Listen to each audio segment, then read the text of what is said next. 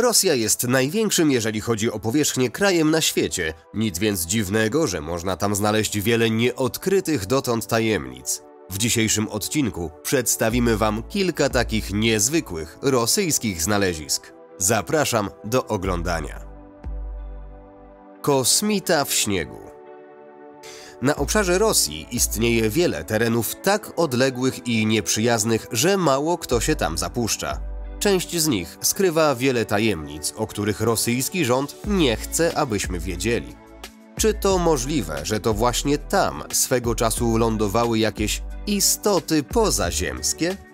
Możliwe, że same wybrały ten obszar, aby nie być przez nikogo widzianym. Obszar, w którym znaleziono te zwłoki obcego, jest uważany za istotny punkt aktywności UFO. Ciało kosmity znajdowało się obok schronienia, które stworzenie próbowało prawdopodobnie dla siebie zbudować. Najprawdopodobniej przyczyną śmierci obcego był chłód. Oczywiście cała ta sprawa jest niezwykle tajemnicza.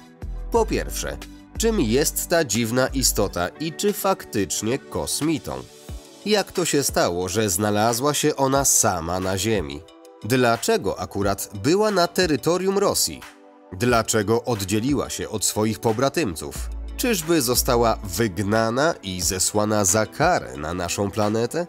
Jeżeli rzeczywiście był to kosmita, to warto zauważyć, że był o wiele mniejszy od nas ludzi. Na zdjęciu widać też, że ma urwaną nogę oraz rękę. Możliwe więc, że został też zaatakowany przez jakieś zwierzę. Miasto duchów. Kadykczan to opuszczone rosyjskie miasteczko górnicze położone w regionie Rosji znanym z niezwykle surowego klimatu. Zostało ono zbudowane tuż obok kompleksu gułagów, obozów pracy dla więźniów. Łatwo się domyślić, z jakiego powodu powstało to złowrogie miejsce. Przez dziesięciolecia istnienie miasta było utrzymywane we względnej tajemnicy.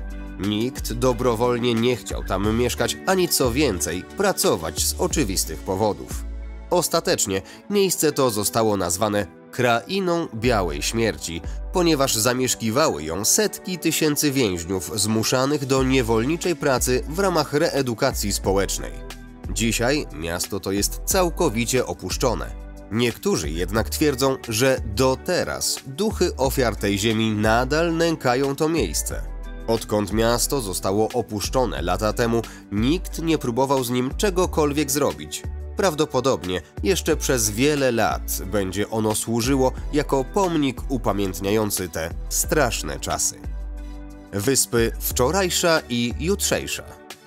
Obie te wyspy, jedna należąca do terytorium Rosji i jedna do USA, są wyspami o płaskim wierzchołku ze stromymi klifami i są bardzo rozległe. Oddalone są od siebie zaledwie o kilkaset metrów wzburzonych mórz. Podczas cieplejszych miesięcy wyspy są stale powite warstwą mgły. Ich nazwa, Wyspa Wczorajsza i Jutrzejsza, wywodzi się stąd, że na obu wyspach panują dwie różne strefy czasowe. Podczas chłodniejszych zim przemieszczające się kawałki lodu zapychają wąską ścieżkę między dwiema wyspami, tworząc lodowy most, po którym można przejść. Wyspy były pierwotnie zamieszkane przez Eskimosów Yupik około 3000 lat temu. Pierwszym Europejczykiem, który je odkrył w 1648 roku, był rosyjski podróżnik Symeon Diskow. 80 lat później miejsce to zostało odkryte przez duńskiego podróżnika Witusa Beringa w 1720 roku. Diamentowa matrioszka. Z pewnością słyszeliście kiedyś o matrioszkach. Są to lalki, które można otworzyć i które w środku skrywają identyczne, lecz mniejsze wersje siebie. Jak się okazuje, diamenty również są w stanie w ten sposób się zachowywać. Ten niezwykły diament z tkwiącym w nim innym diamentem został niedawno odkryty na terenie Rosji. Eksperci uważają, że może mieć on ponad 800 milionów lat. Klejnot został nazwany diamentem matrioszki dzięki swojemu podobieństwu do tych tradycyjnych rosyjskich lalek. Nie jest jasne, ile mogą być warte te dwa diamenty, ale bardzo możliwe, że są w zasadzie bezcenne i jedyne w swoim rodzaju. Diament ten został odkryty przez specjalistów pracujących dla Jatusk Diamond Trade Enterprise podczas standardowego procesu sortowania. Aktualnie naukowcy z badawczo-rozwojowego przedsiębiorstwa geologicznego Aurosa w Rosji badają go, używając wszelkiego rodzaju technologii. Mają nadzieję na uzyskanie większej liczby informacji na temat tego, jak powstał. Starożytny iPhone. Archeolodzy byli absolutnie zszokowani odkryciem czegoś, co wyglądało jak liczący 2100 lat iPhone. W rzeczywistości była to jednak klamra do niezwykle starego paska. Czarny, prostokątny przedmiot zrobiony z kamienia został znaleziony w miejscu pochówku w górzystym regionie Tuwy, który ujawnia się spod wody tylko na kilka tygodni w roku. Kiedy nadchodzi ten czas, naukowcy starają się przekopać ten teren tak dokładnie, jak tylko się da. Obiekt, który znaleźli, to duża klamra do pasa o wymiarach 18 na 9 cm, wykonana z kamienia szlachetnego i inkrustowana dekoracjami z turkusu, karneolu i masy perłowej. Sam pas był ozdobiony chińskimi monetami, co pomogło naukowcom ustalić rok jego powstania.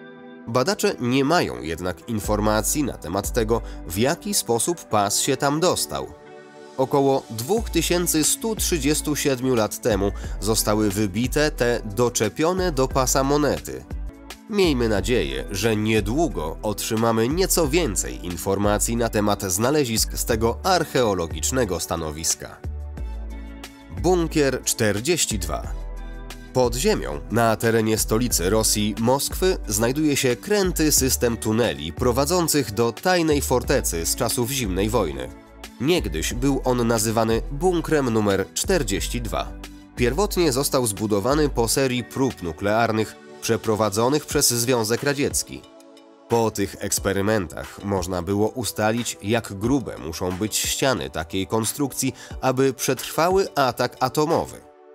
Bunkier leży na głębokości aż 50 metrów, a jego betonowe ściany mają aż 130 cm grubości.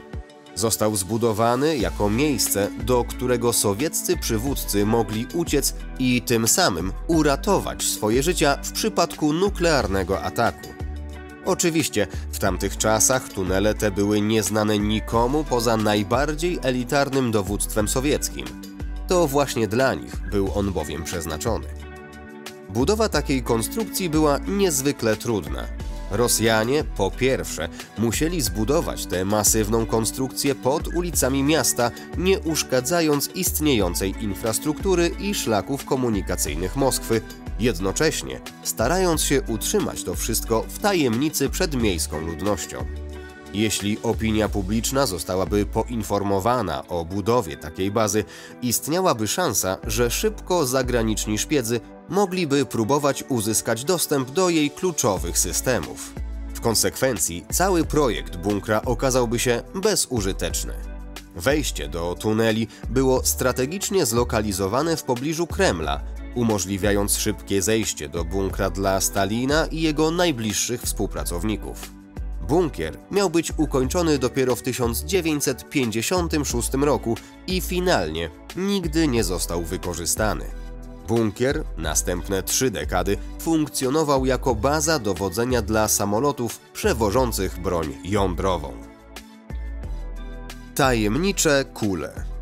Jeśli macie dość odwagi, aby wybrać się na wycieczkę po Arktyce, jednym z miejsc, które koniecznie powinniście odwiedzić, jest wyspa Hamp. W miejscu tym można znaleźć liczne kamienie w kształcie idealnej kuli, które są całkowicie naturalną konstrukcją. Istnieją setki, jeśli nie tysiące tych idealnie zaokrąglonych skał, które są porozrzucane po całej wyspie. Skały zdają się momentami nawet wyrastać z podziemi, ale jak one powstały? Topniejące lodowce odsłoniły powierzchnię wyspy, powoli erodując skały do takiego właśnie okrągłego kształtu. Wielkość kamieni waha się od kilku centymetrów aż do kilku metrów średnicy.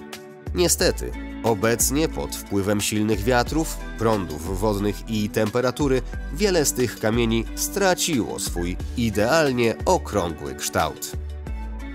Nie zapomnijcie o subskrypcji kanału, żeby dostawać powiadomienia o najnowszych odcinkach. Dziękuję za oglądanie i do zobaczenia już niebawem. Cześć!